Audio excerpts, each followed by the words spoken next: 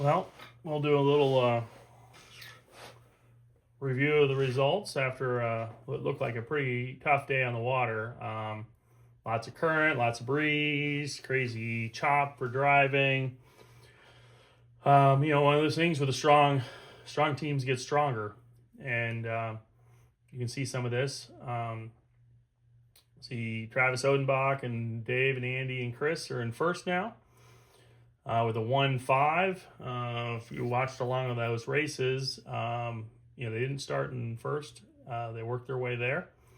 In fifth, they worked really hard and sailing upwind. Big difference in the chop versus the good guys and the less experienced teams. You can see, as we mentioned, Relative Obscurity with a 12-6 yesterday. They have a 3-4 today. So they obviously rising to the top. Viking Ocean Pack, they stay up high. They were fourth, I think, going into today. Now they're third. That 16 was a tougher, longer day. I know Geraldo is one of our favorites, and he hasn't been sailing for a super long time, but he's had a lot of success. So maybe that 16 was some of the inexperience, but he's got a super strong team behind him. Brian Keane had another podium, 11 and then a 2.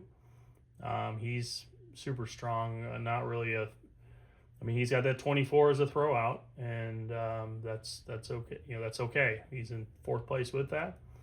Rowdy had a bad first race, and then they have all top 10s. You'll see Rich do really well in the bigger breeze, and that's what we have. Definitely some local knowledge with Tommy. Kate, after a 26, all top 10s. She's got a super strong team, and she's been sailing really well. So they're right up there. Al Manila with 2 just outside the top 10. They're going to have some other things to work on after they get off the water. Ducasse, which is they're the top Corinthian team. They won the Worlds in the Corinthian side of things. But they had a 31 in their second race, and they're still an 8th overall. Arite, a 2 and a 30, a little bit of inconsistency there. Dark Energy of the tough day with a 40 and an 18 after an awesome day yesterday. There's a lot going on out there, so I'm sure, there's situations they were in that made it difficult and harder to climb back in. Out Cutler Hedgehog, 2 20-ish races, still very good, but obviously a more difficult day. Mindset's having a little better time. They had a 36 and a 12, and now they have a 12 and a 7, so back to a little more normal for them. Nildo with a bullet in the last race. They were pretty consistent and then jumped up to a 1. So obviously a strong team. Get down to Surge with a 5. Get a top 5 race in the 27. That's awesome. Imperia. Breeze comes on, and John's a good driver in the big breeze. So you show that in the 3. These races are still pretty solid. You have Brutus, Megatron. We'll fly back a little bit faster here. There's the guys that won a race. This is a tough fleet.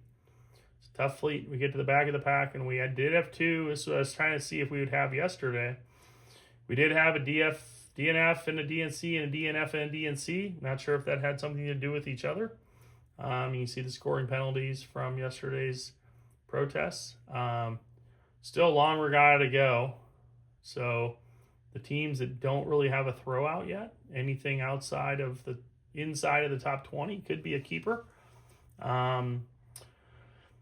But we'll see what happens. We are not even halfway through the regatta. Tomorrow is the midday. But you're seeing, I'm liking seeing a lot of American flags, a lot of clients over here. Jelvis, Big Breeze. You see Big Breeze, they do well. That UK driving in the Solent. So pretty excited to see where things are. Nobody's walking away. You have 2 boats kind of inching away, but one race that's bad. They're keeping a 14 and a 12. So we will see how it goes tomorrow, what the forecast is, and if we keep this bigger breeze. But I can easily see people stumbling, and I can see some teams starting to rise to the top. So we'll keep an eye on it for you.